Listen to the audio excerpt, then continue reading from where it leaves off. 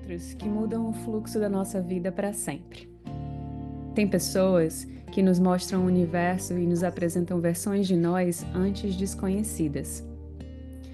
Tem amor que nos marca para sempre.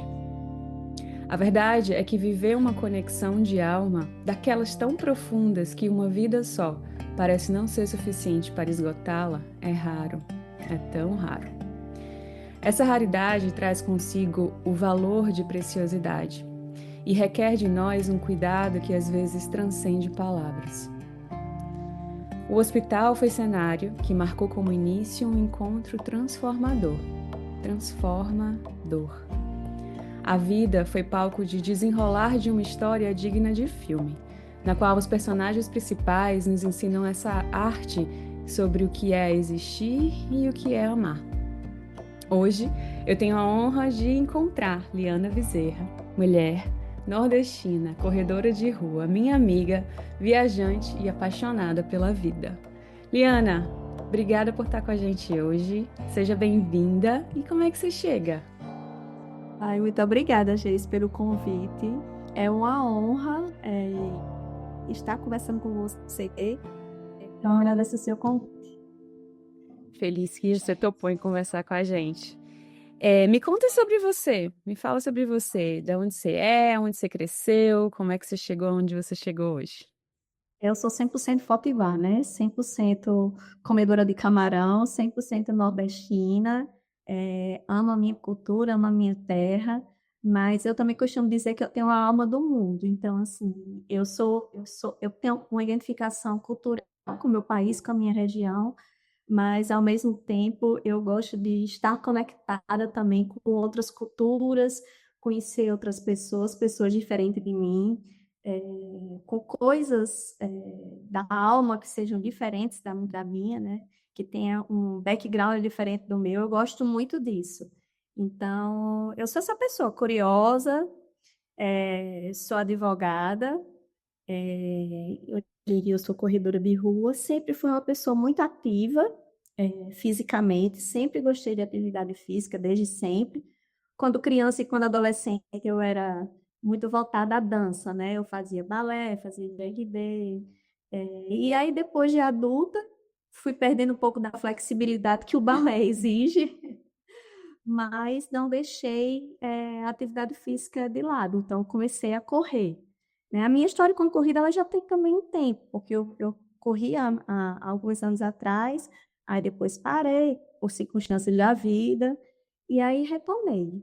Então, eu sou essa pessoa com os pés no chão, muitas vezes, na maioria das vezes, mas a cabeça e o coração por aí no mundo. Te ouvindo, eu ouço muito movimento, né? Com uma pessoa que está sempre em movimento e que o movimento é necessário para ir fluindo, conhecendo coisas novas e se conhecendo também nesse meio do caminho. E você falou do balé, né? E a flexibilidade que o balé exige. E eu ouço também muitas, as pessoas que eu converso que fizeram balé ou que fazem balé, falam também da rigidez, né? Da rigidez do treino. Como é que foi isso para você na época que você estava fazendo balé? O balé, ele exige muito fisicamente de você e também exige um bocado mentalmente, porque é uma cobrança da perfeição. E a perfeição é uma coisa que não existe, mas no balé a gente persegue essa perfeição. Então, são muitas horas de treino e muitas horas de cobrança, né? Você termina o seu treino e você leva o seu treino para casa porque você fica se cobrando porque aquilo não deu certo, como é que você pode melhorar. E é prazeroso, mas ao mesmo tempo é um sacrifício, né? É o sacrifício físico e também mental, emocional. Mas eu gostava muito do balé, assim, eu me sentia muito envolvida. O balé, ele é um esporte, ao mesmo tempo é uma arte, né? Então, eu acho que com o balé eu conectava essas duas coisas que eu gosto tanto, que eu gosto de atividade física e gosto de arte. Então, eu encontrava ali no balé essa junção das duas coisas. Eu gostava da música clássica, eu gostava das histórias por trás do balé. não só o balé clássico, como o contemporâneo, o balé sempre contou uma história, seja uma obra clássica, seja uma obra contemporânea, mas você está contando uma história através do seu corpo, né? Você não fala absolutamente nada e você está encenando uma história, né? Você com seu corpo e os outros bailarinos. Então, eram duas coisas que me encantavam muito. Mas aí, com o passar do tempo, não que hoje as pessoas não possam fazer o balé adulto, né? Eu até fiz há uns 5, 6 anos. Eu voltei, fiz algumas aulas de balé, mas aí eu já queria alguma coisa que me desse mais liberdade. Porque o balé você tem que sempre estar comprometido a fazer o ensaio e apresentar uma peça. E eu não queria mais isso, eu queria ficar mais solta. Eu queria, na verdade, o balé mais como atividade realmente esportiva. Eu não queria mais aquele compromisso quase profissional, como muitas vezes as bailarinas têm. Eu queria uma coisa mais solta. E aí foi que eu realmente enveredei para a corrida. Então você não queria competitividade, né? Porque a corrida também exige um certo compromisso e a disciplina pra gente treinar. E falo a gente porque a Eliana é minha parceira de corrida de rua e exige que a gente se comprometa não só com os treinos, mas também com a nossa alimentação, com o sono, né? A medir melhor o que a gente ingere em termos de álcool, porque isso vai, de certo modo, a conta vai chegar para o nosso corpo em algum momento, mesmo que a gente não esteja buscando necessariamente performance. Então eu ouço assim, você não queria mais competir com o balé ou mesmo com a corrida, né? Mas que o movimento a história que o corpo conta, eu achei isso tão, tão bonito, né? Como que no balé eu nunca tinha pensado desse modo, assim, de olhar o balé e até mesmo a dança, né? Como uma história que o corpo ali está envolvido e está contando. Eu danço zouk e danço bachata e danço forró. Especialmente para mim a bachata e o zouk, eles necessitam, eles exigem que a gente tenha muita presença, porque é dançar com o outro, é seguir o outro, e isso exige, de certo modo, que a gente se entregue àquele momento e confie completamente naquela pessoa que está ali conduzindo muitas vezes, ou sendo conduzida, mas que é uma troca, é uma confiança, é uma entrega, é uma presença, e é uma história contada também. E, Liana, contando histórias, né, eu queria te ouvir sobre a sua história de amor. Quando eu e Diogo, quando nós nos conhecemos, nós éramos muito jovens, né? Nós tínhamos 20 anos, muito imaturos, né? Hoje, eu me olho para trás com 20 anos, eu era criança. Mas a gente sentia, né? Porque o amor também é muito de você sentir. Mesmo que eu não tivesse tanta experiência, eu sentia que ali era uma coisa diferente, né? Eu estava num momento muito delicado da minha vida, muito triste, muito entristecido, porque eu tinha um tio a quem eu considerava como pai, e ele tinha uma doença grave e estava internado no hospital. E Diogo trabalhava nesse hospital. Então, esse foi o ambiente que nós nos conhecemos, né? E claro, ele como era uma pessoa que trabalhava no hospital, ele não podia ficar paquerando no corredor, né? Mas a gente se cruzava e cruzava os olhares e tinha ali alguma coisa, né?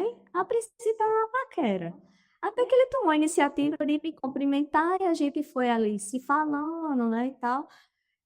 Mas como eu estava num momento muito delicado da minha vida, muito entristecida, ele se aproximou de mim, embora a gente sentisse ali que tinha aquele interesse, mas ele se aproximou de mim como um amigo. Então, não existia aquela paquera explícita, não existia aquele assim, aquela segunda intenção escarcarada. Ele foi muito solidário, ele foi muito amigo, ele foi um companheiro, ele foi um braço amigo. Naquele momento que eu não estava muito pensando que eu iria encontrar um amor, que eu iria namorar com ele. Alguns meses depois, a gente não perdeu o contato, né? A gente sempre ali mantinha um contato, a gente se falava e tal. Tinha sempre um clima no ar, ele sempre preocupado comigo. Até que meu tio, de fato, veio a falecer. A gente se conheceu no início do ano de 2001, janeiro de 2001. E meu tio faleceu em agosto de 2001. E eu estava há poucos meses de me formar, que também era um grande evento quando você se forma, né? Eu sou advogada, estava me formando em direito. Então, assim, era muita coisa misturada, né? Era a tristeza da perda do meu tio, era o fato de eu estar me formando, que era para ser um momento alegre, mas eu me sentia entristecida. Era um momento também de cobrança, porque eu tinha que estudar, porque eu tinha um exame da OAB à frente. Então, assim, era muita coisa também acontecendo internamente dentro de mim. Eu estava vivendo o luto também pela primeira vez. E mais uma vez ele chegou como um amigo, né? Junto, conversando, querendo saber como é que eu estava, me dando força. Isso era em agosto, mais ou menos. Em novembro, a gente finalmente engatou. Eu lembro que o primeiro beijo da gente não foi assim, nada arrebatador, nada cinematográfico, mas foi exatamente um primeiro beijo de acordo com esse nosso início de ter uma amizade, de ter uma amizade verdadeiramente. Então, a gente deu um selinho. A gente deu um selinho e ali foi suficiente para a gente saber que já estávamos namorando. Então, a gente namoracia, a gente deu esse beijinho, e logo em seguida a gente começou, de fato, a namorar e veio aquela explosão de paixão que a gente não tinha tido até então, né? Mas desde o momento desse selinho, né, não teve fase de ficante, não. A gente já começou a namorar. E começamos a namorar naquele dia, 3 de novembro de 2001, e foi. Assim foi para sempre. Eu lembro que até uma vez, muitos anos depois, eu estava numa viagem com os amigos, e aí a gente conversando, eles aprenderam isso, ai, ficante, ai, namorada, ai, tem que pedir, né? Tem que ter aquela combinação. Vocês estão namorando? Você quer namorar comigo? E aí, meus amigos estavam conversando, aí como tinha sido o pedido de namoro deles, aí eu decidi, você não me pediu namoro. A gente já estava uns 3 anos juntos. Você quer que eu passe agora? Faz 3 anos que a gente tá junto. Você não me pediu não, me namoro ainda? Você não quer que você peça? Enfim, teve lá um pedido muito pichuruca, que a gente já tá apaixonado por ele sempre, né?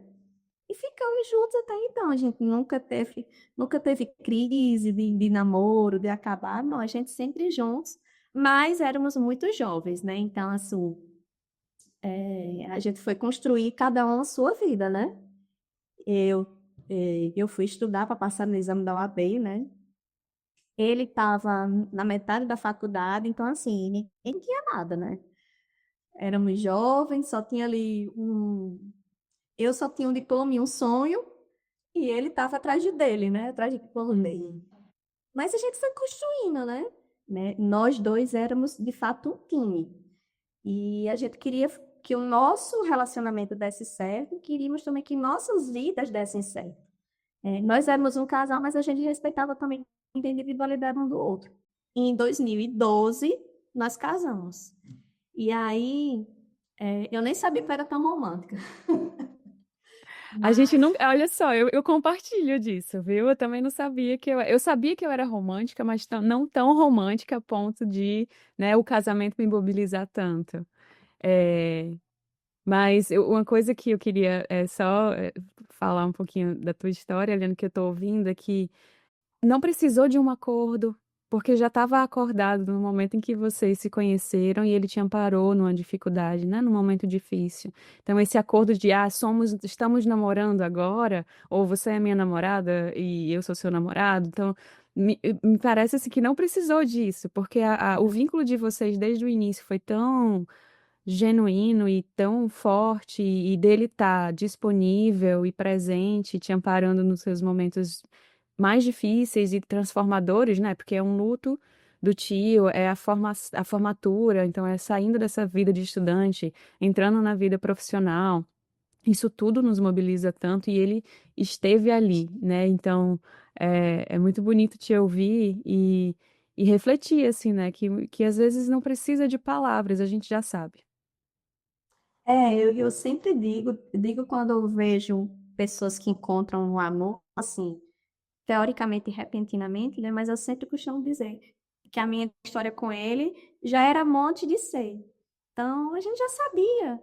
A gente já sentia e a gente queria fazer dar certo aquilo que dentro de nós a gente sabia que tinha o potencial de desenvolver, que a gente estava de fato envolvido, que tinha esse comprometimento, que tinha essa parceria. Hoje eu entendo a sorte que eu tive de encontrá-lo tão jovem, né? Com 20 anos. A gente ouve falar muito sobre amor, mas eu acho que as pessoas não conhecem realmente a profundidade do amor. As pessoas acham que o amor, ele é muito...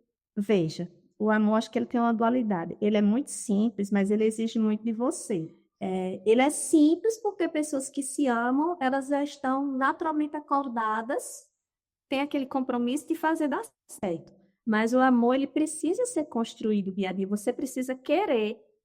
Você faz uma escolha dia a dia. Você escolhe hoje estar com aquela pessoa. Aí, no dia seguinte, vê uma dificuldade, acontece alguma coisa, mas você escolhe novamente ficar com aquela pessoa. É um sim diário. É uma escolha diária. E é engraçado que muito jovem a gente tem essa consciência, né? Às vezes as pessoas passam a vida inteira para compreender isso, né? Que o amor é uma construção diária. É uma construção e uma escolha diária. E a gente, com 20 anos, a gente já entendeu isso. E aí você estava falando do casamento. Então, vocês casaram lá em 2012. Casei, eu fiquei totalmente envolvida com casamento, com vestido, com flores, com tudo, assim. Não, eu embarquei, assim, 100% na história do casamento, né? Você sempre quis casar? Você sempre quis casar, Liana? Ou não? Eu pergunto isso porque, assim, né? Tenho minha história pessoal com isso, talvez eu conte em outro episódio, mas eu costumo, né? Eu gosto muito de ouvir a história das pessoas em relação a essas decisões que mudam a vida. Porque é sair de um lugar de ser um para passar a ser dois. Ao mesmo tempo que somos um e temos a nossa individualidade, passamos também a ser dois, a ter uma jornada conjunta, né? Então, o casamento é, para mim, uma decisão muito importante. E você tinha esse desejo já de casar, de construir uma vida com alguém, ou isso veio com esse encontro? Não surgiu com esse namoro, né? Com ele foi diferente, assim, era um sentimento muito forte. E eu gosto sempre de frisar isso. A gente era, cronologicamente, éramos muito jovens, mas nós dois tínhamos ali uma maturidade no sentimento. Então a gente já sabia o que queria e foi surgindo essa vontade de, não, a gente vai casar, a gente vai casar, a gente vai ficar junto. Tinha pouco tempo que a gente estava junto, Diogo já queria se noivar. Eu disse, não, não vamos noivar não, porque assim, tem tanta coisa pela frente, a gente vai noivar e vai passar quantos anos de noivo? 10 anos de noivo, porque a gente não tem nada, a gente não tinha emprego, não tinha nada. Vai só noivar e ver que o amor e um sonho não é bem assim, né?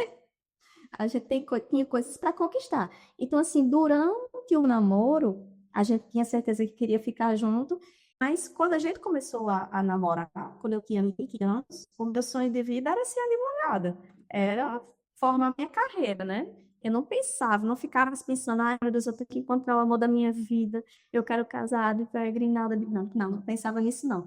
E isso foi surgindo com o nosso relacionamento. E aí, de fato, quando ele me pediu em casamento, aí eu embarquei 100%, né, na história romântica do casamento. E, Liana, me fala uma coisa. Você fala, né, que esse encontro mudou muita coisa. O que que nessa relação, né? O que que você viveu nessa relação, apesar de era muito nova quando você, né, conheceu o Diogo, mas o que que nessa relação fez com que você continuamente desse esse sim? Porque vocês ficaram junto por 20 anos, não é isso? 20 anos. 20 anos. O que é que nessa relação, né? Claro que existe essa conexão de alma, esse suporte, né, que ele deu desde o início como amigo, mas o que é que nessa relação você viu e sentiu que te fez ficar? O amor transcende, né? O amor transcende tempo e espaço. Então, o que a gente sentia era muito forte. Era um laço muito forte. É, como eu disse, o estar a dois, o relacionamento, ele exige uma construção, ele exige um sim diário. Mas você também só faz as suas escolhas se você acredita. E eu acreditava muito, nós acreditávamos muito nesse amor, nessa força do amor, nessa ligação que a gente tinha. A gente foi construindo, a gente foi se escolhendo dia a dia, mas tinha ali uma fortaleza, a fortaleza do sentimento. A certeza que a gente tinha de estar juntos, de continuarmos juntos, de sermos amantes e companheiros. Eu acho que a gente, como casal, nós nos sentíamos invencíveis.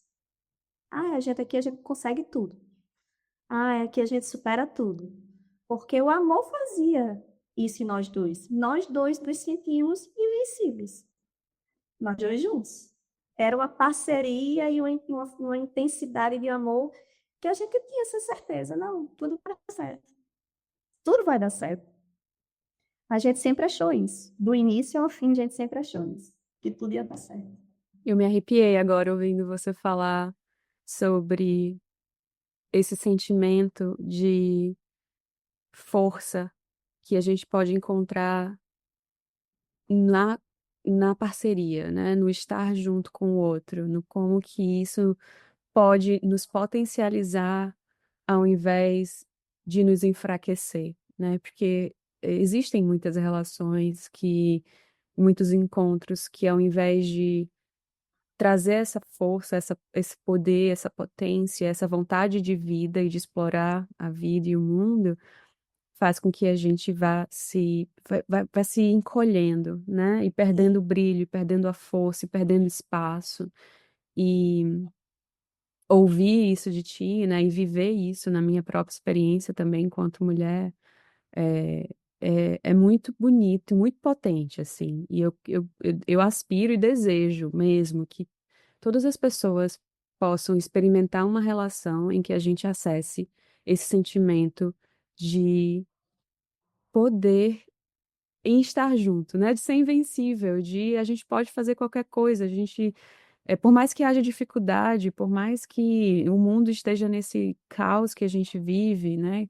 Que cada dia mais parece piorar, mas quando a gente está junto com alguém que nos dá esse espaço seguro e que nos dá esse chão, né, para a gente caminhar e caminhar junto, nossa, é outra qualidade, é outra experiência. E, de fato, nós sentíamos isso, que nós éramos invencíveis, e eu nunca me senti podada por ele, de hipótese alguma, né? Diogo sabia muito bem a mulher que ele tinha, a mulher que tem opinião, a mulher que fala, a mulher que tem coragem de ser quem ela é, num mundo machista e misógino, né? Ele sabia muito bem que eu não sou uma pessoa de ficar calada, eu não sou uma mulher de ficar calada, eu sou uma mulher que tenho minha opinião e banco minha opinião, e que muitas vezes é uma opinião contrária à opinião vigente, e eu me sentia 100% livre para ser quem eu sou.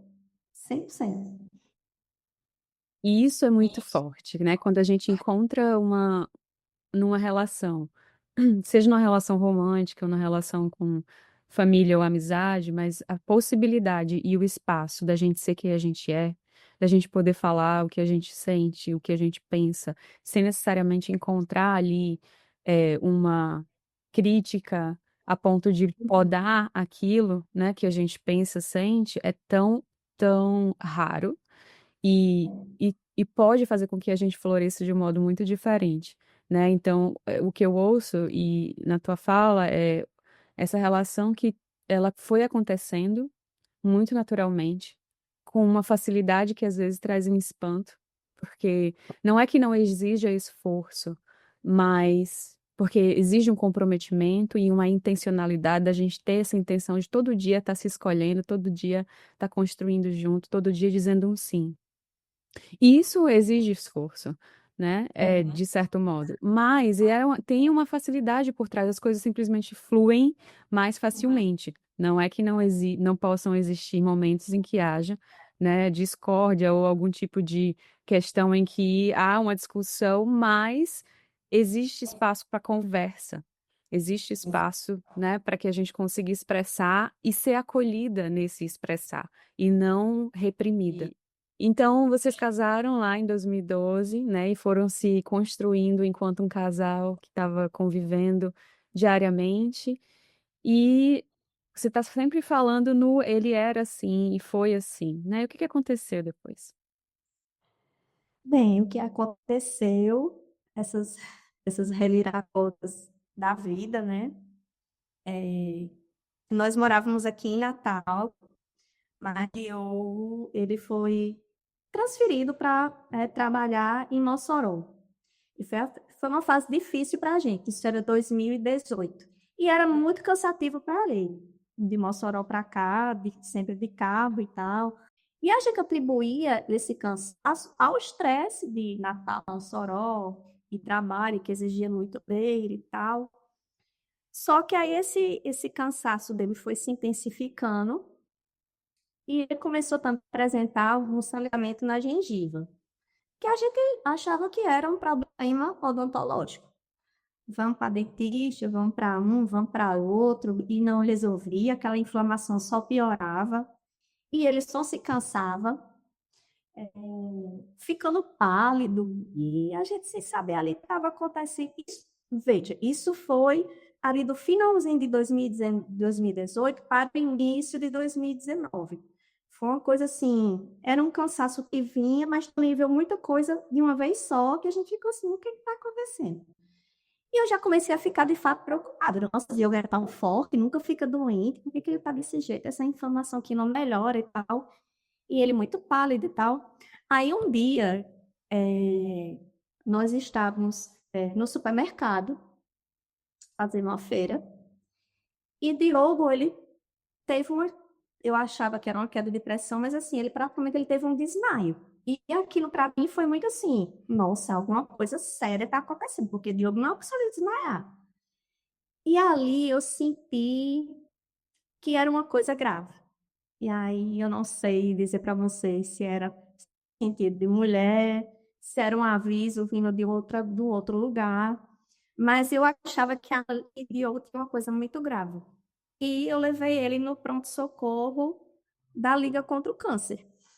Eu já levei ele diretamente lá no pronto-socorro da Liga, porque internamente eu achava que aquilo ali pudesse ser um câncer.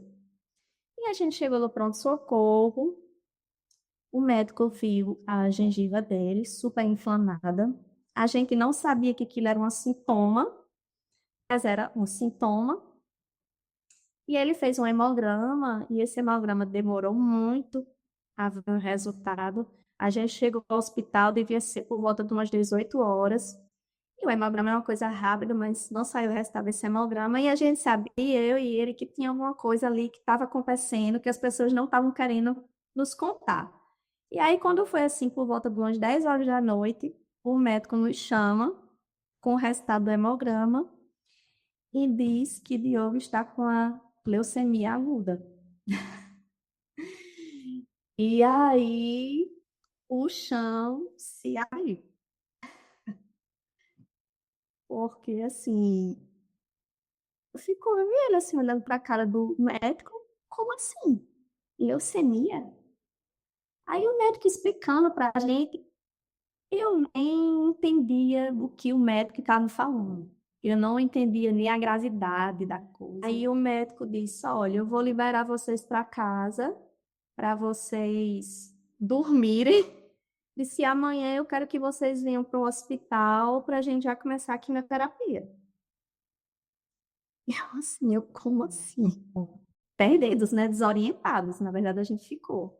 E no dia seguinte, a gente fez uma malinha e fomos para o hospital para eu começar a fazer a quimioterapia no sábado. Foi assim. E a gente entrou no hospital no sábado e saímos do hospital 45 dias depois. A internação dele, a primeira internação, durou 45 dias. E assim, uma loucura, porque a leucemia por si só é bastante grave. A dele, eu não lembro hoje em dia taxa nem nada, mas assim, estava muito grave, muito grave. Tanto é que o médico pediu para que a gente voltasse já no dia seguinte para internar. E a primeira fase da quimioterapia, que eles chamam de indução, ela é muito forte, assim, ela praticamente deixa as defesas da pessoa completamente zerada. Fora isso, como ele é leucemia, ele precisou receber muitas doações de sangue, muitas doações de plaquetas. E ele, com as defesas baixas, ele teve todos os tipos de intercorrência que você imaginar. Ele teve pneumonia, ele teve trombose, ele teve infecção, ele precisou tomar antibiótico, e era uma transfusão de sangue, dia sim, dia não, ou de sangue ou de plaqueta, era assim. Foram 45 dias de uma luta, assim, extenuante para ele e para mim, né? A gente, ali com aquele diagnóstico de uma doença grave, todas as intercorrências que ele teve, toda a insegurança em si que a gente não sabia, né, o que ia acontecer. Não sabia, a gente não sabia do dia seguinte. Muitas vezes como é que ele ia estar, se ele ia estar bem, se ia precisar de uma transfusão de sangue, se a infecção que ele tinha na ocasião, se ele ia conseguir responder à medicação, os antibióticos, foram muitos dias difíceis, foram assim, muitos dias de luta, muitos dias assim que, meu Deus, o que é que vai acontecer? E eu ali tentando me fazer de forte, né? Porque não, Diogo, vai dar certo, vai dar certo, vai dar certo. Somos invencíveis. Não há nada aqui que vai derrubar a gente. Olha, a gente pode envergar, mas a gente não vai quebrar, a gente vai enfim. E aí eu ia me trancava no banheiro e chorava.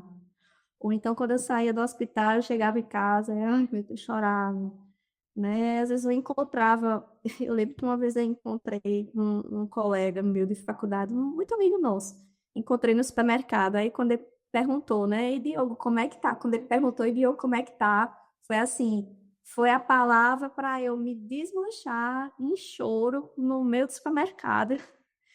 Meu amigo, meu Deus, traga aqui uma cadeira para ela que eu não consigo ficar sentada. Foi assim. Finalmente, quando o Diogo recebeu alta dessa primeira internação, e aí fez os exames, periodicamente faz os exames, né? E assim, por um milagre e pelo tratamento, ele estava 100% em remissão. Na primeira fase da quimioterapia, ele entrou em 100% de remissão. Então, assim, aquilo para a gente foi um fôlego, foi uma certeza de que o tratamento ia dar certo. Não, o tratamento agora vai dar certo. Ele está 100% em remissão. Vamos agora só continuar. Tem o tratamento de leucemia, ele tem todo um esquema, né, de quantas quimioterapias tem que ser feito até que você encontre um doador compatível e é, faça o transplante.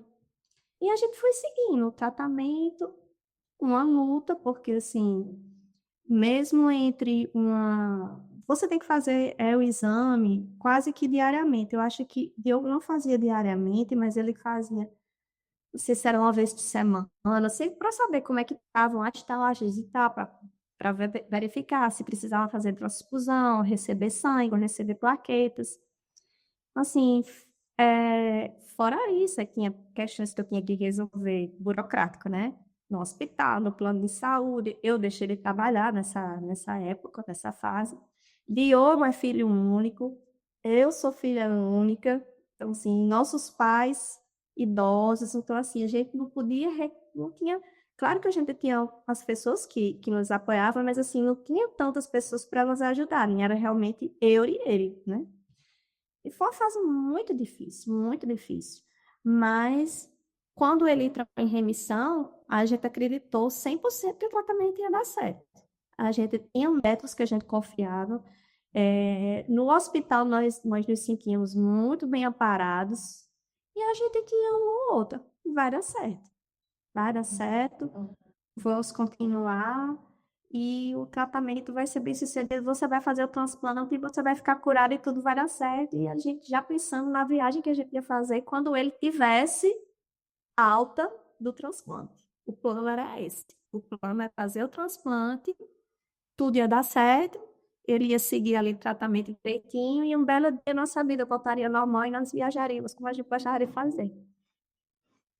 Uau, então é do dia para a noite como tudo pode mudar, né? Então, de uma pessoa que estava saudável e fazendo todas as atividades do dia a dia, e vocês iniciando ainda, né? Porque eu vejo que por mais que a gente esteja junto por 10, 20 anos, é um início de uma vida, porque todo dia é um início.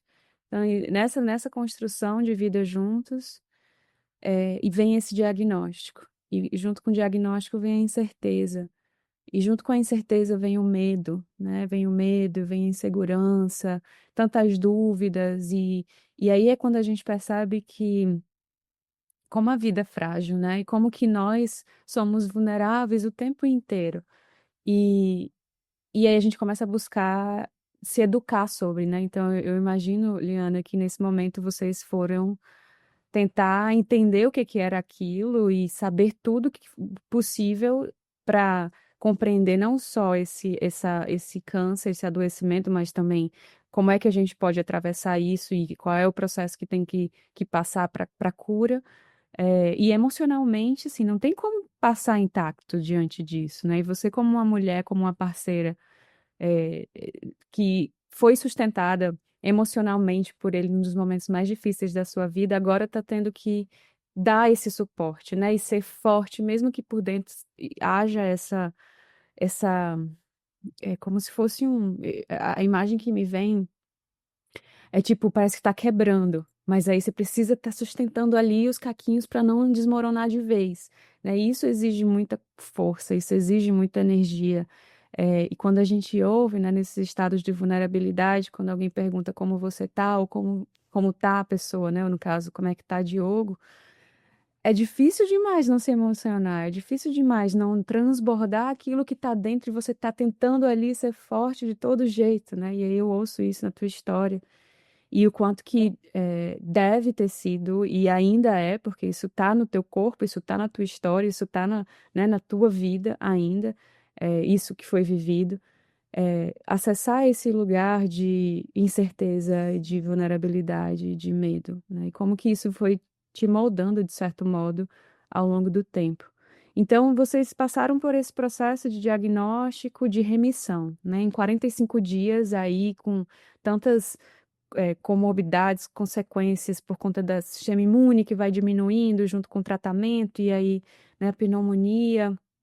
E aí, depois que vocês passaram na remissão, nessa programação de uma vida pós-cura, né, do câncer, o que aconteceu depois desse processo de remissão? Nós descobrimos um doador que seria 90% compatível. O ideal é ser 100% compatível, né? Mas, assim, os médicos, hoje em dia, a medicina também é bastante avançada, sendo 90% compatível, já é um bom prognóstico de que o transplante vai dar certo, né? Então, a programação era ele ficar bem até, de fato, aí também tem toda a burocracia pra, de fato, você fazer o transplante, né? Mas até então estava dando tudo certo. Isso chegando próximo dos 6 meses, eu acho que era para iria para a quinta etapa de quimioterapia. E aí ele fez um exame. O exame ele tem um nome, é porque eu não vou me recordar agora. Mas é aquele exame que faz uma punçãozinha na coluna, né? Acho que é o mielograma o nome. Ele fez o mielograma e aí o mielograma acusou de que ele estava tendo uma recidiva da leucemia. E aí a recidiva, ela veio pior do que o momento do diagnóstico. A recidiva, assim, veio, se o diagnóstico foi, eu digo que foi uma queda numa montanha-russa, a recidiva veio assim como você pular de um avião sem paraquedas. Porque aí a gente ficou completamente assim, e agora? Né? Tá nessa recidiva, o que é que a gente vai fazer? Será que vai dar certo? Como é que vai ser? Assim, foi um momento que eu vi Diogo muito entristecido, porque mesmo com toda a dificuldade do tratamento, mesmo com toda, né, com todo o choque do diagnóstico, com a dificuldade do tratamento, mas como a gente conseguiu uma resposta positiva tão rapidamente, e a gente foi levando ali a 4, 5 meses, a gente estava forte. Mas quando veio a recidiva, foi muito pior do que a notícia do diagnóstico, porque a gente ficou com a sensação de que nadou, nadou, nadou e morreu na praia. Mas a gente foi elaborando esse sentimento, acreditando, não tem o doador, vamos fazer novamente é, a quimioterapia, que foi tão forte ou mais do que a primeira, e vamos seguir. Só que tem a história de você fazer a quimioterapia e diminuir sua imunidade, né? A imunidade de Diogo, não lembro quais são as taxas, mas assim, a gente fazia o exame e era assim, zero. Ele não tinha célula de defesa, não tinha. Fora isso, ele vivia sempre com as plaquetas muito baixas. Que plaqueta muito baixa? Plaquetopenia. Você não coagula, então você tem a probabilidade de ter sangramentos, né? Sangramento na gengiva, sangramento na pele. Por isso que quem tem leucemia geralmente fica com aquelas ronchas na pele, que é um sangramento na pele, né? E aí ele sempre tomando plaquetas e tal, e quando ele fez isso muito baixa, aí ele teve uma infecção intestinal muito grave, muito grave. Ele teve que tomar uma medicação caríssima, e sempre também com as plaquetas muito baixas, assim. Ele estava numa situação muito delicada e muito grave. A gente sabia, mas a gente também acreditava que ia dar certo. E aí ele foi, incrivelmente, Diogo foi superando essa infecção e essa plaquetopenia. E aí a gente achando que agora que ele estava se recuperando dessa infecção, essa infecção ele foi, eu estou aqui resumindo, mas Diogo foi várias vezes para a UTI. Várias vezes, eu não sei quantas vezes a gente foi para a UTI. Deve ter ido umas 5, 6 vezes de ir para a UTI. Nessa internação, ele também foi para a UTI, ficou lá, mas ele se recuperou, voltou para o apartamento, não teve alta, né, nessa fase dessa quimioterapia. Mas ele voltou para o apartamento e a gente achava que ele ia se recuperar, embora estivesse fazendo praticamente transfusão de plaqueta todos os dias, porque as plaquetas dele sempre muito baixas. E aí, um dia à noite, Diogo acorda sentindo muito dor de cabeça. E eu já fiquei ali alarmada. Até então, eu não sabia nada de leucemia, né? Hoje em dia, eu já não sei mais nada de leucemia, mas naquele momento eu estava por dentro de tudo. E eu sabia que Diogo ter uma dor de cabeça era um indício de que talvez ele tivesse com sangramento na cabeça, que era uma coisa grave, muito grave. E ali, imediatamente, eu já chamei, e isso era amanhecer no dia, eu acho que era umas 4 horas, 3h30, 4 horas da manhã, quando ele acordou. Né? Eu ali imediatamente já acionei a enfermagem e tal. Veio um médico plantonista, fez um exame, mas assim, não, eu acho que ele está bem, vamos monitorar. Isso é umas 4 horas da manhã. Em resumo, em meia hora, essa dor de cabeça dele piorou. Ele começou a ver com dificuldade, estava tudo muito turvo, e ele perdendo as forças, força no braço e tal. Aí, não, vamos descer com ele para fazer uma tomografia para ver se ele está sentindo, se ele está tendo algum sangramento. E ele olhou para mim e disse: Ana, estou tendo um AVC. E eu, Ele não, sabia. ele sabia. Ele disse: eu estou tendo um AVC. Eu disse: não, você não está tendo AVC, não. A gente vai só descer do tomógrafo, você vai fazer um exame e você vai voltar, você está bem. E aí a gente desceu para fazer a tomografia. Geis, é uma coisa assim muito rápida, porque ele estava falando comigo, ele entrou no elevador segurando a minha mão, e ali no elevador eu já fui sentindo ele perdendo a força na mão. E quando ele entrou no tomógrafo, ele já entrou inconsciente. Foi assim em 5 minutos. Ele já entrou no tomógrafo inconsciente. E quando ele estava no tomógrafo, o médico disse: não, ele está tendo um AVC e é muito extenso. Ele já foi removido do tomógrafo, já foi para a UTI, já foi entubado. Assim, eu acho que isso foi todo o processo de ele acordar e sentir dor de cabeça, a ele entrar na UTI ser entubado, deve ter sido uns 30 minutos. E quando fechou aquela porta da UTI, que eu não podia lá estar com ele, ali para mim foi o fim. Ali eu disse assim, agora eu quero sofrer. Porque até então eu era só uma pessoa forte, dando conta de tudo, dando força para ele, é, e confiando no tratamento. E genuinamente eu tinha fé, eu acreditava no tratamento. Mas ali quando eu vi Diogo tendo um AVC, que o AVC era extenso, ele entrando na UTI, sendo entubado e aqueles acordados, ali eu desabei.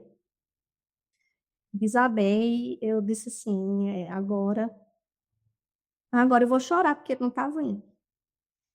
E foi assim, aquele dia foi o pior dia. Eu acho que aquele dia foi um dos piores dias da minha vida, sem dúvida alguma. Foi muito sofrido para mim, muito sofrido. E ele entrou na UTI e ele, infelizmente, ele não se recuperou. Ele passou 15 dias na UTI e assim, Diogo era uma pessoa jovem. Ele tinha 40 anos, ele era uma pessoa que fazia atividade física, ele não bebia, ele não fumava. Ele tinha uma saúde, ele estava com leucemia, mas ele tinha uma saúde plena, ele tinha um coração perfeito, ele tinha os órgãos ali funcionando perfeitamente. Então, ele era muito forte. E eu tenho certeza, né? Eu convivia com ele. Diogo queria muito viver. Ele tinha muita vontade de superar aquilo tudo. Ele acreditava no tratamento. Então, assim, eu acho que outra pessoa não teria resistido quanto ele resistiu. Ele passou 15 dias na UTI. E eu passei 15 dias, eu digo, que infelizmente, velando Diogo na UTI. Porque eu ia na UTI todo dia. A UTI que a gente ficou era uma UTI que chama UTI humanizada, que o, o parente do paciente ele pode ficar lá uma visita mais estendida, mais horas. E eu ia lá, chegava na UTI de 11 horas da manhã, ficava até 7 horas da noite. Não, eu não vivia outra coisa que não fosse estar amparando Diogo, de certa forma, naquele momento, e dando suporte, né? Porque quando eu não estava na UTI, eu estava em casa resolvendo coisas burocráticas, porque a realidade é essa, né? Existe um paciente que ele está na UTI e existe uma vida acontecendo e várias burocracias que você tem que resolver. Então, assim, eu estava vivendo em função disso. Eu estava velando o Diogo na UTI e quando chegava em casa, eu ia cuidar das coisas da vida e eu era assim, eu era um espectro de pessoa. Eu era magérrima, eu perdi peso, eu perdi meu cabelo que caía, eu só sofria, eu só sobrevivi. A verdade é essa. Teve um dia que eu cheguei, eu sempre chegava na UTI, e embora eu estivesse desacordada, inconsciente, eu percebia que Diogo estava ali. Mas um dia que eu cheguei para visitá-lo, quando eu entrei na UTI, a cama dele era de frente assim à porta. Quando eu vi Diogo, eu disse assim para mim mesma, eu disse, Diogo partiu. Ele não. Isso eram umas 11, 11h30, era exatamente era o horário que começava a visita. E aí eu cheguei, senti que ele não estava mais ali. E aí eu segurei na mão dele e a gente teve uma conversa de despedida, uma conversa mental, né?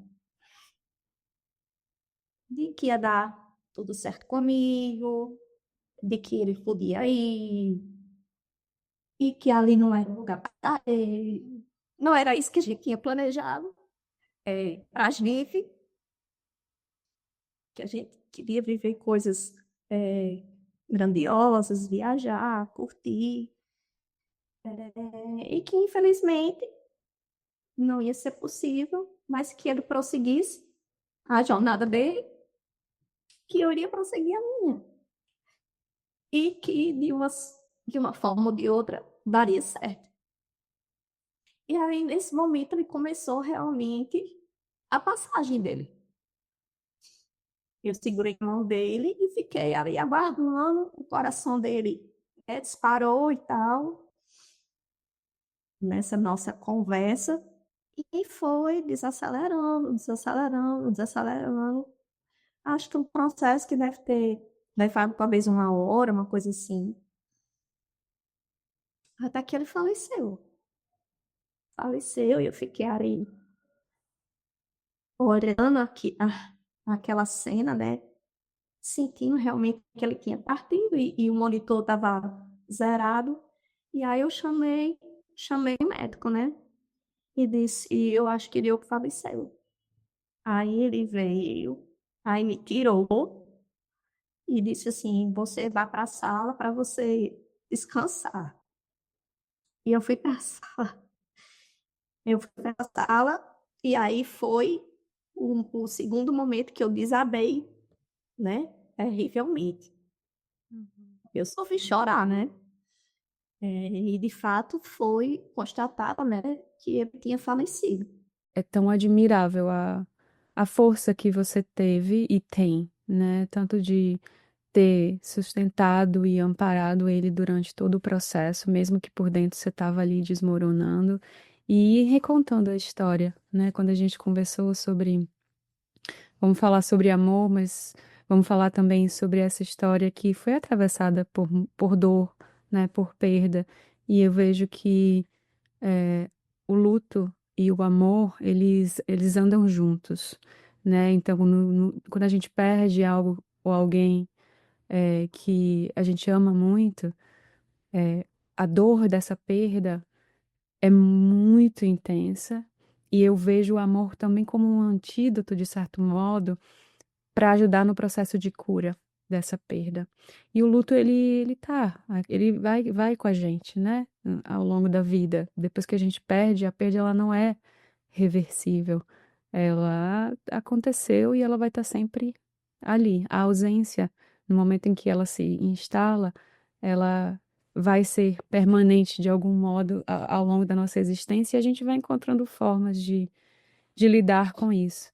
E na tua história agora, assim, depois né, de ter tido esse processo de diagnóstico, remissão, de recidiva, na recidiva, né, entre a remissão e a recidiva, assim, muita esperança e depois a perda da esperança, né, o baque que foi tão maior depois do que aconteceu e no momento em que você se autorizou a sofrer e a transbordar, né, essa dor e tudo que você estava vivendo naquele momento, quando você se autorizou a chorar ali, né? E quando ele foi para a UTI e que você sentiu de algum modo que talvez nesse momento existia algo ali de diferente que, apesar de confiar ainda no tratamento, a esperança parecia que ela estava se afastando um pouco. A esperança do processo de cura, né, dele voltar a ser aquele Diogo, de voltar a ser aquela pessoa saudável, de vocês concretizarem aqueles planos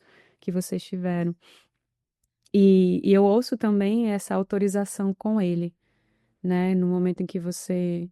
E eu achei tão forte, assim, você falando, e isso acontece, né? Que é um luto que muitas vezes não é reconhecido, que é esse luto antecipatório, assim. Você estava ali em luto, por tantas coisas, né? Pela vida que ele tinha, que talvez não voltasse a ter da mesma forma, mesmo se continuasse vivendo, ou pelos aqueles momentos que vocês gostariam de viver juntos, que naquele momento ali, que enquanto vocês estavam passando, não parecia mais possível, e o luto do sentir mesmo que ele está indo embora, antes de ir embora, né? O velar o corpo dele durante esse tempo que passou aí na UTI, você sentindo que ele não estava mais lá. Eu estava pensando, né?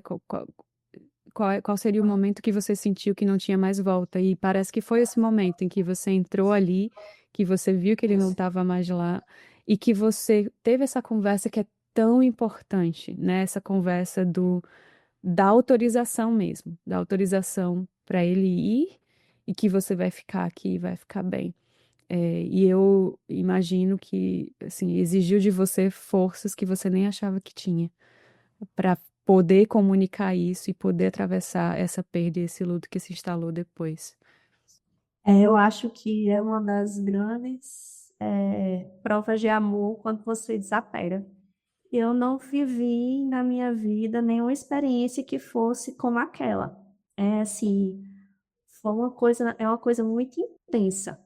Você testemunhar uma pessoa que está morrendo. É, existe uma força, uma conexão, existe uma vibração, eu não sei dizer que energia é, mas assim, eu nunca vivi nada como aquilo, não. Porque eu tenho certeza que ele estava me compreendendo. Ao mesmo tempo também que eu tinha certeza que a força vital dele ali também estava se desprendendo. É uma coisa de energia. É uma coisa de. Eu não desejo que ninguém tenha essa experiência, porque ela é muito sofrida, ela é muito dolorosa. Mas eu nunca vivi algo tão intenso como aquela partida foi. É, a gente não conversava, mas a gente se entendeu perfeitamente o que um estava querendo passar para o outro e ele partindo, ele se desprendendo, deixando esse mundo, deixando essa matéria e se dissipando no ar, a energia dele. Você sentiu como parte de você também indo junto com ele? Parte de mim foi com ele, definitivamente, né? Eu vivi um longo processo, inclusive, para compreender e aceitar que eu não sou mais a mesma pessoa. O luto, ele é uma coisa muito maluca. Eu acho que, mais uma vez eu repito, eu não desejo que ninguém passe por essa experiência, não, porque, assim, era uma experiência muito. Embora você tenha amigos, embora você tenha família, o luto é uma experiência muito individual e muito solitária. São lições que você aprende sozinho, é só você. É só você, você mesmo, você consigo mesmo, com as suas dores, com a sua tristeza, porque assim, é natural que a vida flua para todos. A vida ela vai fluir. A pessoa vai falecer e amanhã o mundo vai continuar a girar para todos. Mas para você que está enlutado, que você perdeu aquela pessoa, a sua vida ela fica um tempo em suspenso. E as pessoas não sabem, porque você está ali, é aquela pessoa que você está vivendo, está transitando, está resolvendo coisas, mas internamente o seu mundo ele está em suspenso, ele está parado.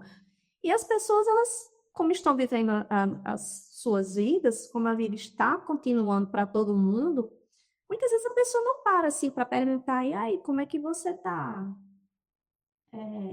Como é que você está Às se vezes tem sentindo? até dificuldade de falar, né? De perguntar porque não sabe lidar com a resposta que vai vir. São duas coisas. Às vezes as pessoas não perguntam porque elas não sabem como lidar com a resposta que você vai dar. E às vezes porque as pessoas esquecem natural. Infelizmente é natural, você não esquece, mas as outras pessoas elas não esqueceram porque estão vivendo suas vidas. Mas ali internamente você ainda está ilutado. E é só você, só você. O luto é um processo de muito, é um processo de muitas fases e às vezes é um processo de altos e baixos, né? Porque às vezes você acha que está super bem e aí do nada, como aconteceu comigo, né? Eu achava que eu estava me recuperando do luto, mas por 6 meses que Diogo tinha falecido, veio a pandemia. Então, o processozinho que eu fiz depois que ele faleceu, de ir me recuperando, de ir me reconstruindo, de ir buscar atividade física, de retomar minha carreira, minha profissão. Veio a pandemia, tudo fechou e eu voltei para o meu. Então, foi uma outra perda, né? Que é a perda de a liberdade de poder acessar aqueles espaços e pessoas que talvez estavam te ajudando a atravessar o luto. E o luto, e eu também quero entrar um pouquinho nesse lado para entender o que que te ajudou a atravessar nesses primeiros momentos e hoje. Mas o luto, muita gente fala sobre as fases do luto e tem uma certa expectativa de que seja algo, um processo linear, né? Que você passa por uma fase, depois vai para outra, depois vai para outra e vai para outra. E na verdade não é assim. E cada pessoa tem o seu tempo próprio de lidar com aquela perda, de lidar com aquela dor e de conseguir elaborar o sentido daquilo e a continuidade da vida diante da ausência daquela pessoa, né, muito querida. E, e não existe linearidade nesse processo, né? Às vezes a gente entra numa fase de, muitas pessoas falam fase de negação, depois falam fase de raiva, de aceitação, mas isso é algo que vai, assim, nas escutas que eu faço, na minha própria experiência com luto, nos estudos que eu acesso, é, é claro que não existe um processo linear. A vida ela não é linear, né? Então a gente, ao mesmo tempo que pode já ter aceitado a perda, isso não significa que eu não vou sentir tristeza, que eu não vou sentir raiva, que eu não vou sentir dúvidas e ansiedades e incertezas, porque tá ali, tudo misturado. E eu vejo que às vezes existe uma expectativa, assim, né, de que, tô com 6 meses ou um ano, se eu não resolver, entre aspas, esse luto vai complicar, e aí, gente, mas o que que é isso, sabe? O que que é essa mensuração de um tempo que não faz sentido na experiência emocional do ser humano? é, a expectativa de cura desse sentimento de perda, de luto diante da perda, acaba também gerando uma cobrança, né, de estar bem. Você precisa estar bem com 6 meses, com um ano. Aí você não pode ser feliz, não pode sentir prazer na vida ou viajar depois de 3, 6 meses. Parece que tem que ter um processo cronológico para que você consiga. Existe um cronograma, né, na mente de muitas pessoas de que você precisa passar daquele modo, e se for de modo diferente, tá errado. E isso gera tanta confusão diante dessa ilusão de que é um processo linear, e não é.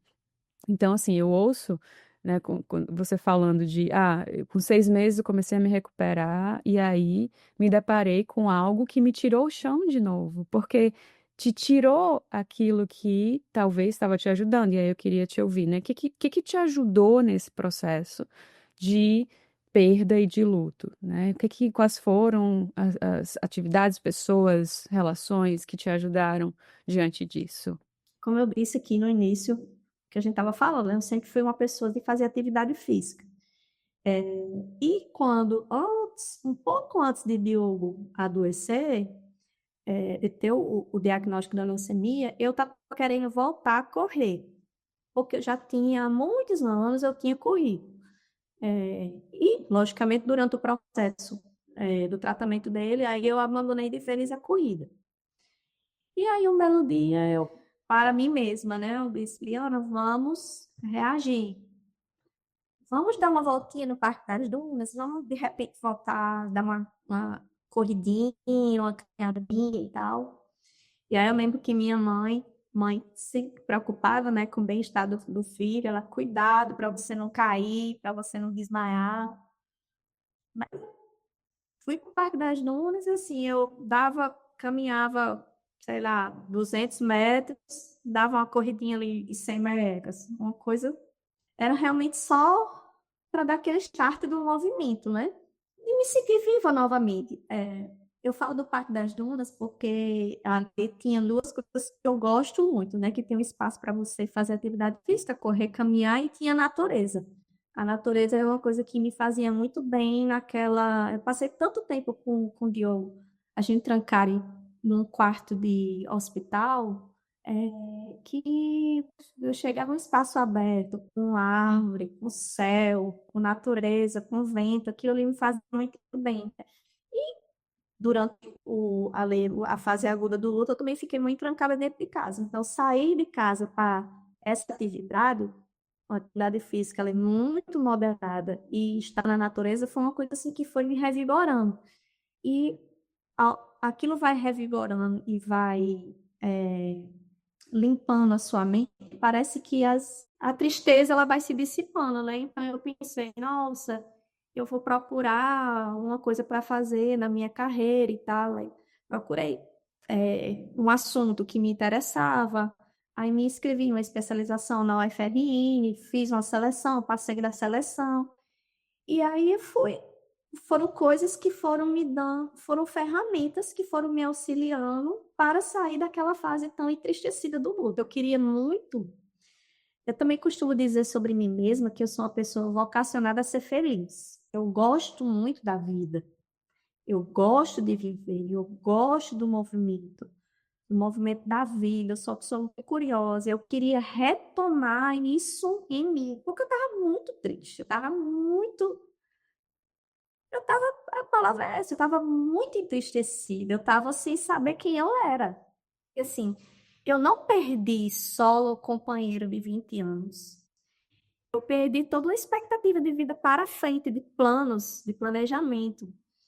Outra coisa também que não se fala muito, eu perdi muito também do meu ciclo social. Porque na nossa sociedade, nós éramos um casal, eu era uma mulher casada. Nós tínhamos um ciclo de amigos, casais, casados, né? E, infelizmente, a vida às vezes se caminha para isso, né?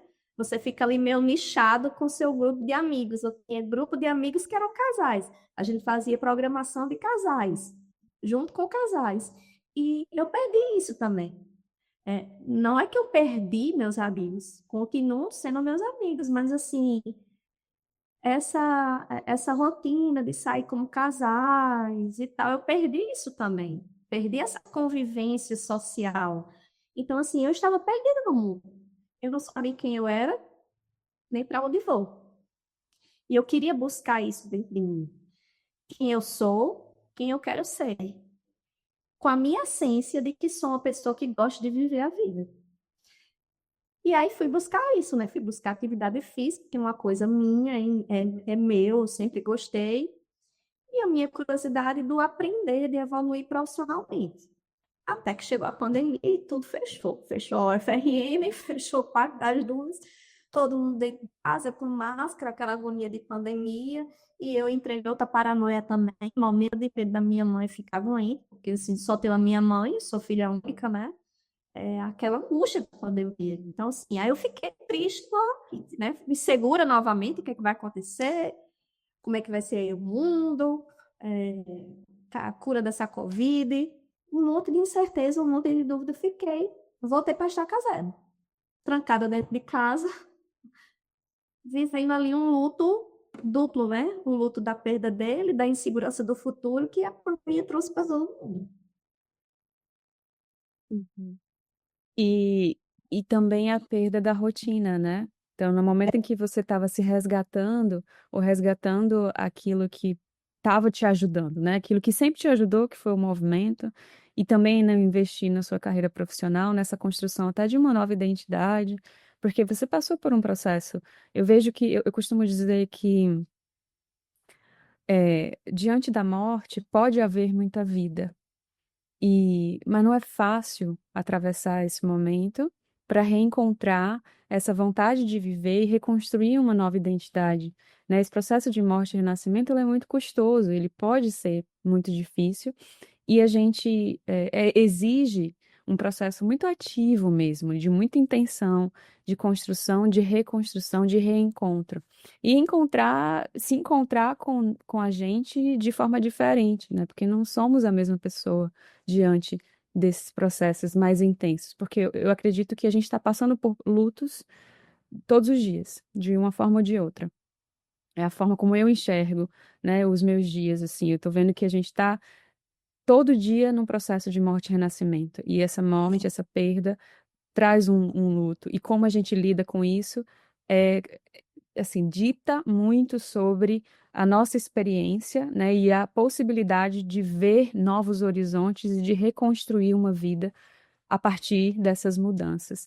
Então, você foi nesse processo passando por essa reconstrução e, de repente, fechou tudo.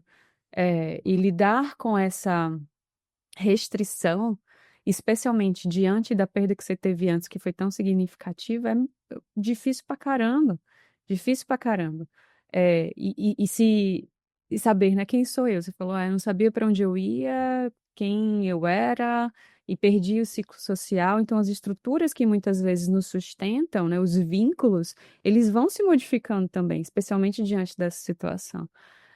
E aí, então, diante da pandemia que a gente passou enquanto gente, enquanto humanidade, né, por esse trauma individual e coletivo, e que a gente vai ter que dar conta desse trauma aí por muitos anos, e isso mudou a vida de muita gente, tanto pelas perdas que a gente teve, quanto pelo reconhecimento de novas possibilidades diante da privação, né? Então, diante da privação, diante da mudança das relações, a gente também, e aí eu queria te ouvir em relação a isso, Liana, particularmente, eu comecei a enxergar outras possibilidades de atuação e de vivência no mundo. Então, eu comecei a enxergar que talvez eu posso trabalhar de outro modo, posso viver de outra forma. As relações foram se modificando, algumas se fortalecendo, outras se enfraquecendo. E o essencial, eu lembro que eu abri mão também de algumas coisas, muitas coisas, durante o processo da pandemia, e eu me perguntei isso, assim, para mim, naquele momento, né? O que que é essencial para mim agora? Porque eu precisava fazer escolhas. E aí eu queria te ouvir, né? Como é que foi dentro desse processo de reconstrução, de identidade, de uma vida que passa a ser solo novamente, e diante dessa restrição da sociedade, né, por conta da pandemia, como é que você se encontrou no meio disso tudo? Eu precisava me reconectar com as pessoas, né? Coisa que a pandemia quebrou essa conexão, né? E aí, como eu não tinha como me reconectar com pessoas, eu busquei me reconectar comigo mesmo, né? Então, de um movimento muito interno de saber quem eu sou, o que eu quero para mim, é, de buscar no meu passado coisas de que eu fazia sozinha, de buscar a minha individualidade, de fortalecer a minha individualidade, porque eu passei 20 anos com ele. Então, assim, tinha coisa minha, tinha coisa dele, mas tinha muita coisa nossa misturada, que eu não sabia mais já o que era meu e o que era dele. E eu precisava me resgatar. Então, assim, durante a pandemia foi eu comigo mesma, assim, de pensar quando as coisas melhorarem, quando as coisas abrirem, o que é que eu vou fazer, o que é que eu quero fazer, né? E eu tinha uma certeza que eu queria voltar a fazer atividade física, eu queria voltar a estudar, me reencontrar na minha carreira, viajar. Eram coisas que eu queria muito fazer e que eu identifiquei isso como sendo coisas minhas, né? E quando as coisas foram reabrindo ali aos poucos, uma das primeiras coisas que eu fiz foi me matricular numa academia, né? Aquela fase que todo mundo ia para a academia de máscara, né? Eu vivi essa fase de todo mundo da academia de máscara. eu ia para academia de máscara, eu cheguei a correr de máscara quando as coisas foram abrindo. E quando as coisas foram abrindo, assim, eu lembro que era meio complicado viagem de avião, porque a gente ficava muitas horas, é, claro, no avião, né? E avião é aquilo, fica pressurizado, né? Então, tem questão de situação de ar e tal. Não tinha ainda vacina, então, assim, eu fiz muitas viagens, algumas viagens de ônibus, e viagens que era na natureza, de fazer trilha, de... O pessoal ia numa van e ia para a Cachoeira do Roncador, ou ia... eu lembro que eu subi o Pico do Cabugi, que era uma coisa que eu queria fazer. Fui fazendo coisas assim para me reconectar comigo. E depois criar novas relações com outras pessoas. Como eu disse, é impossível ser feliz sozinho. Você precisa de pessoas. Eu acredito que uma coisa que a pandemia deixou muito evidente é exatamente isso. Você vai deixar na sua vida só o que é essencial, mas nós como seres humanos, nós precisamos nos conectar. Então, o fato de não estarmos conectados com outras pessoas na pandemia, isso fez muita falta. Muitas pessoas ficaram aborrecidas por causa disso. Então, eu fiz esse processo de me reconectar comigo mesmo e, de alguma forma, buscar criar novas conexões, até porque, como eu disse para você, eu perdi muito do meu ciclo social. Uhum. E assim eu segui até hoje. Claro que, eu não vou dizer para você que eu superei isso tudo sozinha, não. Teve um momento que nossa, eu preciso fazer terapia. Preciso de mais ferramentas que me ajudem nisso, né? Inclusive, quando eu fiz o curso com você de Mindfulness, eu estava nesse processo de me buscar, né? Porque o Mindfulness é muito você também entender ali o que o seu corpo está lhe dizendo, né? E eu precisava aprender sobre isso também, porque eu somatizei muitas coisas, né? Como eu falei para você, perda de cabelo e tal, eu sentia dores no meu corpo, e eu precisava entender quais eram os sentimentos que estavam acontecendo ali, que eu estava somatizando no meu corpo, né? Foi toda realmente um movimento de autoconhecimento e de resgate de como eu era, como indivíduo e como é, as coisas que eu quero fazer, que eu gosto de fazer e o que eu quero para o mundo, né? Para o meu mundo, né? Para a pessoa que eu quero me tornar. Porque, Uhum. como eu disse, eu era uma pessoa e aconteceram muitas coisas que me transformam em outra. Porque alguns desejos, alguns sonhos que eu tinha, que era com ele como casal, eu não tenho mais. E, tipo, eu não tenho mais e não faço realmente mais a menor questão. Porque mudou meu pensamento. Por exemplo, uma coisa, nós como casal, a gente não tinha certeza se a gente teria filho. Eu falava para ele que eu queria esperar um pouco. E ele aceitava isso na boa. E eu dizia para ele, Diogo, vai se esperar, se de repente chegar no momento que eu não posso mais gerar um filho, a gente pode adotar? Aí ele dizia, não, podemos adotar. Né? Ele tinha essa consciência de que a maternidade era uma coisa muito pesada, muito mais para mim, como mulher, do que ele para mim. Então, ele concordava com minha opinião. Então, assim, quando eu estava com ele, eu tinha dúvidas se eu seria mãe. Hoje em dia, eu tenho convicção, eu não quero. Uhum. Eu não quero. Então, essa Liana que tinha uma dúvida, ela não existe mais. Hoje em dia, eu sou convicta de que eu não quero. Então, assim, tem várias coisas na minha vida que mudou completamente. Coisas que eu achava que eu queria de fato, aquela Liana queria, mas mudou completamente meu pensamento e eu simplesmente não quero mais. E eu não tenho mais o apego, sabe? Eu simplesmente soltei, não, isso aqui não cabe mais na minha vida. Eu agora sou da pessoa, quero outras coisas. Como também algumas coisas que eu, no passado, não fiz tanto, quando adolescente, que eu queria, eu resgatei, né? Como foi o meu intercâmbio, né? A gente já está bem, né? Acelerando, né? Mas o intercâmbio era uma coisa que eu queria fazer quando eu era adolescente e que eu não fiz. Não fiz porque não tinha dinheiro, eu era adolescente, minha mãe não podia bancar. Aí depois mudou completamente, né? Minha vida foi para um caminho, estava ali envolvida com direito, depois casei, isso eu esqueci. Eu esqueci que um dia eu pensei em fazer um intercâmbio. E aí, um belo dia, nesse movimento de me resgatar, de saber quem eu quero ser e quem eu sou na essência, gente, eu quero fazer um intercâmbio. Bora, quero fazer um intercâmbio?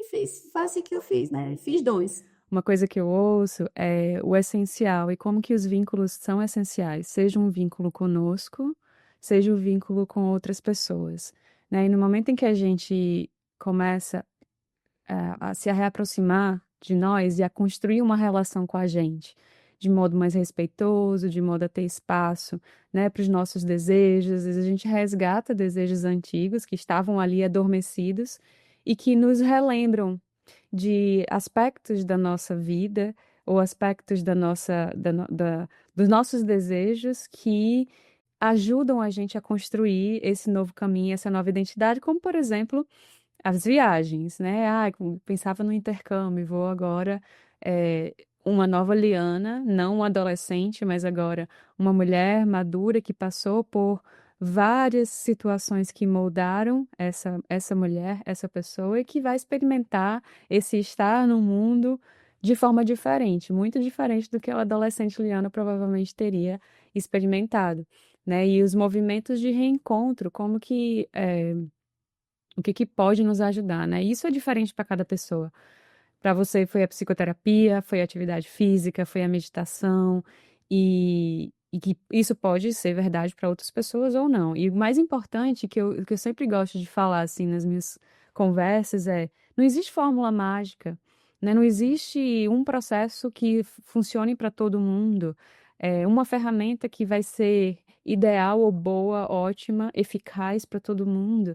E essa troca, assim, me reflete muito isso. Essa troca que a gente está tendo me reflete essa ideia de que Liana passou por tanto e o que ajudou ela foi isso. E hoje ela está aqui contando essa história. E quem está ouvindo aí, o convite é que a gente vá refletindo sobre como é que essas palavras e essa história chega para a gente e o que é que a partir desse encontro, eu posso contemplar as minhas próprias possibilidades de descobrir, né, o que que me serve. É viajar? É meditar? É correr? Então, o mais bonito da vida é a vida ser única para cada pessoa. É a vida ser singular, é cada pessoa ir encontrando seu próprio caminho e contando a sua própria história do seu jeito, né? Não do jeito de outra pessoa. Não é porque funcionou para outra pessoa que vai funcionar para gente. E aí, então, Liana, você chega agora, né, num momento da vida que você também, né, é uma coisa que antes da gente mudar e já se encaminhando para o finalzinho da nossa conversa, outra coisa que você falou é que existia uma dúvida sobre a maternidade. E essa dúvida, ela era condicionada também àquela relação, né? Então, parece que, assim, ser mãe talvez fosse uma possibilidade no caminhar junto com o Diogo, né? Com o seu marido. Ser mãe solo, e no momento em que agora você está solteira e que você vive a sua vida, isso não é mais uma possibilidade. E bancar isso, bancar o sim e bancar o não, exige muito de nós, né? E autoconhecimento para poder dizer, não, eu banco essa decisão e o que que vai vir com essa decisão, seja do ter ou seja o não ter. Né? Então, e ficar muito alinhado consigo, e nesse encontro consigo, a gente consegue, de certo modo, acessar o que que para a gente faz mais sentido, o que que se alinha com os nossos valores, o que que se alinha com a vida que a gente quer ter a cada momento, né? Então eu ouço assim, era uma possibilidade em algum momento, agora não é mais, é porque agora eu não quero, não faz sentido, e tá tudo bem, né? Essa é a escolha.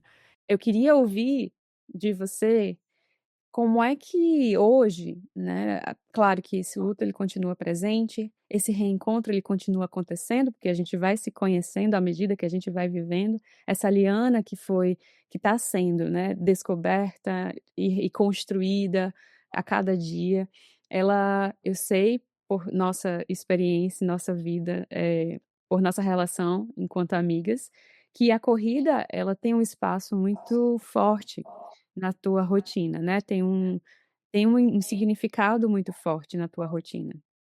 E eu tenho certeza que não é só E não é, na verdade, sobre as métricas, é sobre outra coisa. Então qual é o lugar da corrida na tua vida hoje e das viagens na tua vida hoje, que são 2 coisas que você trouxe para a gente hoje como que foram ferramentas que te ajudaram a se reencontrar, com a atividade física e as viagens. Eu gosto de correr porque eu amo viver. E para mim correr é uma grande celebração da vida. É uma grande celebração de que, nossa, eu tenho saúde. Ai, que ótimo, eu respiro. Ai, que ótimo, meu coração bate, minha condição cardiorrespiratória, ela responde, eu corro, vem o estímulo e eu tenho força para isso. Então eu celebro porque eu consigo correr, subir uma ladeira, eu tenho disposição, eu tenho força de vontade, eu tenho disciplina, eu gosto a corrida ela me dá como se fosse uma liberdade também. E eu falei que, assim, quando eu estava na bem na fasezinha aguda do meu luto, eu queria ser fraca, porque todo mundo dizia que eu era forte, mas eu nem via essa fortaleza toda em eu, na verdade, eu achava que eu era muito fraca mesmo, eu assim: "Nossa, mas por que que a pessoa está achando que eu sou forte? Eu estou aqui tão nada, que eu não sou nada". E a corrida foi uma forma também que eu trouxe para mostrar para mim mesma, eu, Diana, acreditar em mim, que eu sou forte sim, e que eu posso acordar todo dia, celebrar minha vida correndo e posso correr 21 quilômetros, eu posso correr uma meia maratona, eu posso correr, subir uma ladeira. E aí eu também não me importo se existe essa cobrança do corredor. Ah, eu vou correr hoje no pace tal, que eu vou correr uma meia maratona, uma maratona sub 2 sub 4 não. Assim, claro que eu gostaria e me esforço e treino para correr melhor, mas não é o meu fim, não é o meu objetivo em si mesmo. Eu corro para celebrar a vida porque eu tô feliz, eu tô curtindo aquela onda de correr.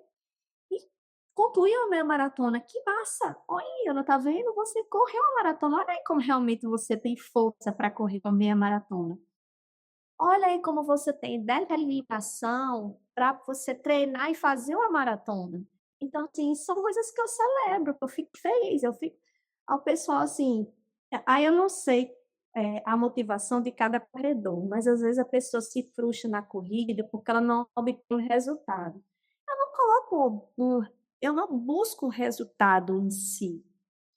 Porque eu fico feliz em estar correndo. Então, assim, tem gente que fica frustrado e fica: "Meu Deus, eu vou fazer um ciclo de maratona, mas eu tenho que levantar de 4 horas da manhã, eu tenho que correr 2 horas, eu tenho que abrir mão disso, daquilo, eu não posso beber, eu não posso comer".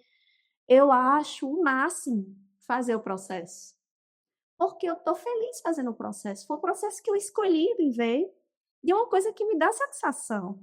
Então, claro que nem todo dia eu vou correr bem, tem dia que eu vou estar com a dorzinha, vou estar com lesão, vou ter que ter paciência de me recuperar, vou ter que diminuir o ritmo, mas eu amo fazer isso, porque é uma celebração da vida. Da mesma forma que para mim viajar também é a maior celebração da vida.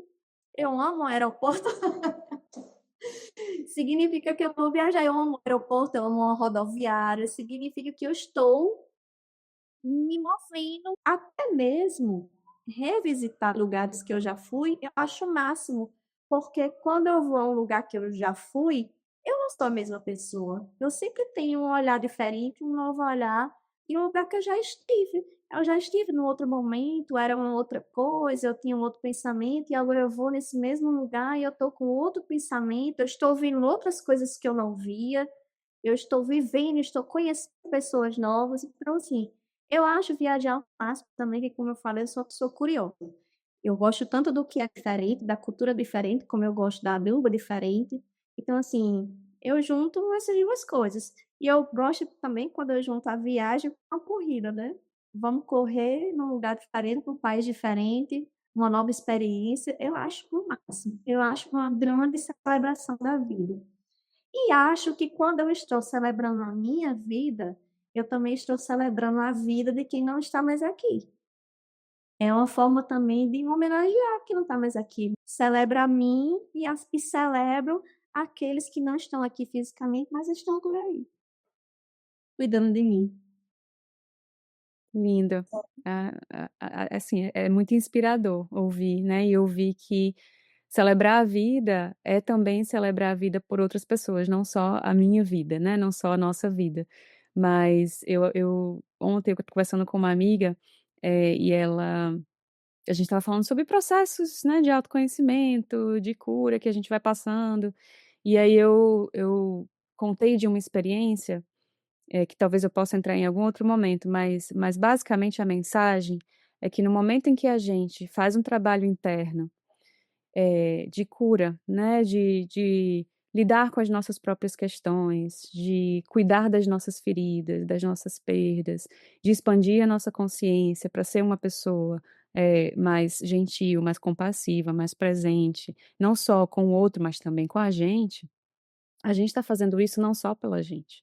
O processo de cura e de mudança não acontece só comigo, acontece também com aquelas pessoas que eu me relaciono direta ou indiretamente. E eu estou fazendo escolhas diariamente, não só por mim, mas por todas as pessoas que vieram antes de mim e todas as pessoas que vão vir depois de mim.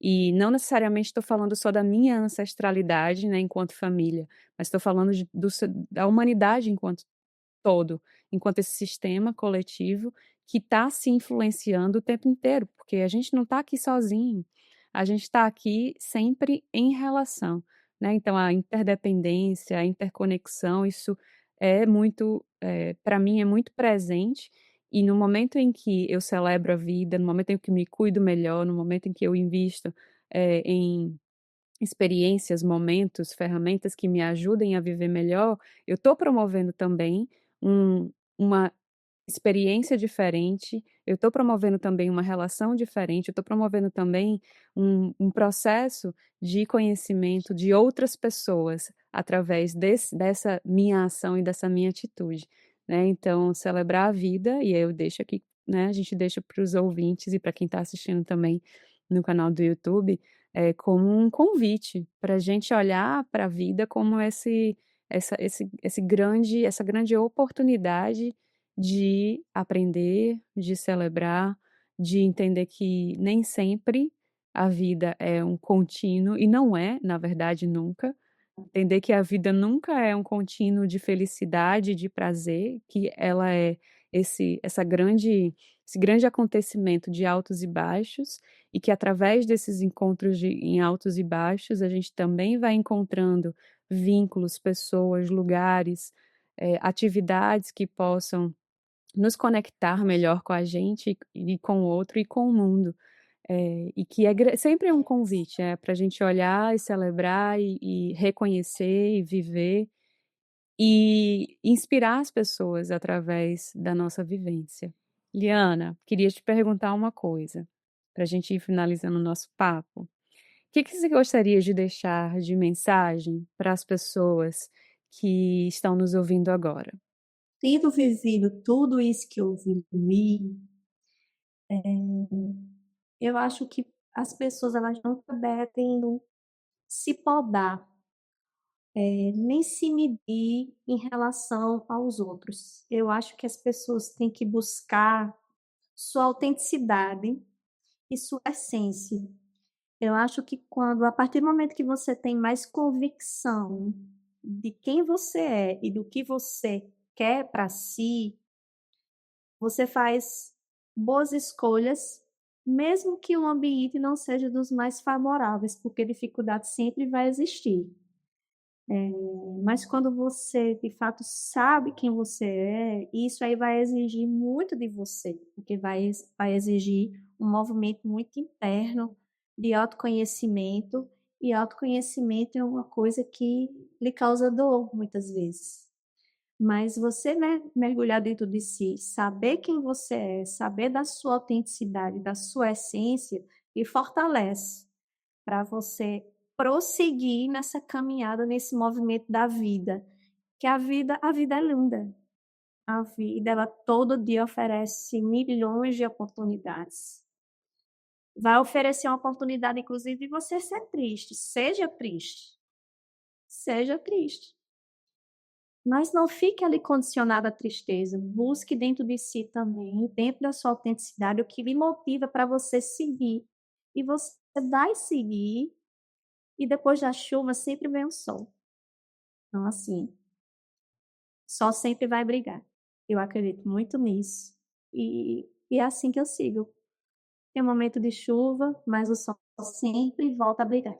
Liana, muito obrigada pelo tua sabedoria, tua história, tua presença. Espero que esse encontro ele tenha sido um bom encontro, tenha trazido reflexões, que tenha trazido inspiração e que a gente possa nos encontrar com histórias que são contadas não só nesse episódio, mas nos próximos que virão e nos outros que já estão no mundo, que a gente possa se encontrar com muito respeito, com muita gentileza, com muita admiração, assim como quando a gente encontra um ser de muita sabedoria diante de nós.